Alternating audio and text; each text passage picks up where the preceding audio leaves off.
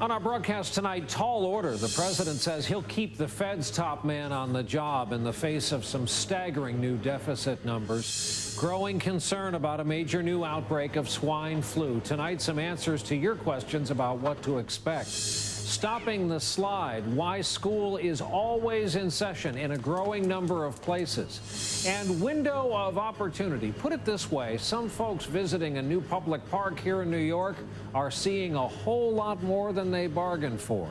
Also tonight, the TV commercial designed to scare you. Nightly news begins now. From NBC News World Headquarters in New York, this is NBC Nightly News with Brian Williams.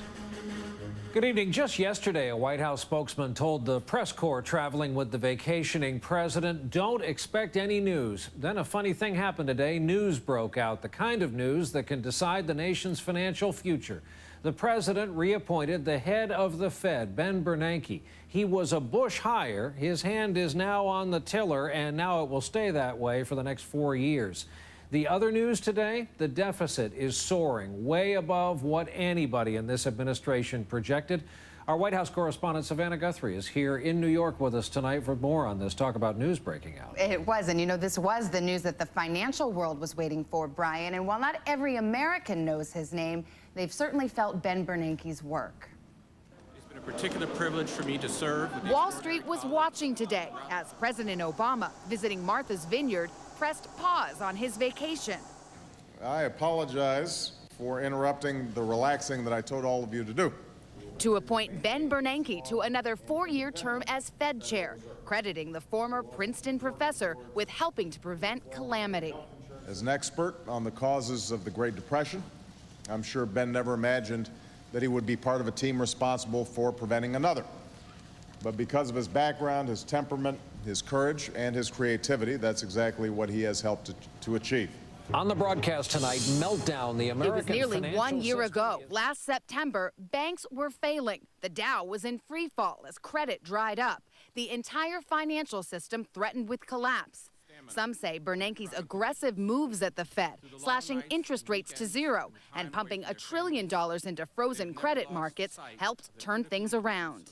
But his critics say he was slow to see the crisis coming. Of the problems in the subprime market seems likely to be contained. And that big banks, not consumers, have benefited from the Fed's intervention. Now, as the economy recovers, the next challenge, scaling back on low interest rates and massive Fed spending without triggering inflation or worse. The Fed has to be very careful that it doesn't pull the funding out too quickly and stop the recovery. The Bernanke announcement coincided with bad budget news from the White House. The administration's latest estimate puts the deficit $2 trillion higher than originally predicted, more than $9 trillion over the next 10 years, making the president's health care push that much harder. Health care, as it's being discussed right now, involves increasing spending now and reducing it later. And there's going to be more hesitance to increase spending now, given these higher deficit numbers.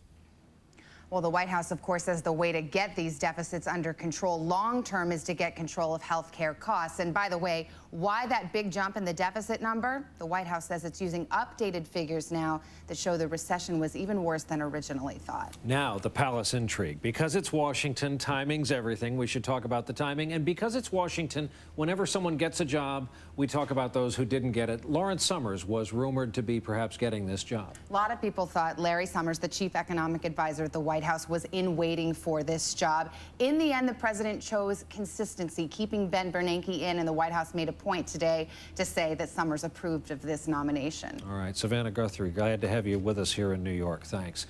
The U.S. Postal Service said today it's offering buyouts to tens of thousands of employees as it struggles to close a massive budget gap. As many as 30,000 postal workers will be eligible for a $15,000 payout if they agree to walk away from their jobs, in some cases their life's work. More cuts will be needed as the recession shrinks businesses and more Americans turn to email to communicate. Postal Service, by the way, is expected to lose $7 billion this year alone. Now we go overseas to Afghanistan, where the Taliban violence has kept many voters away from the polls last week. It escalated today. Among the dead, 4 American soldiers, and their deaths mark a grim new milestone in that war. Meanwhile, some early election results are in. Our chief foreign correspondent Richard Engel reports tonight from Kabul.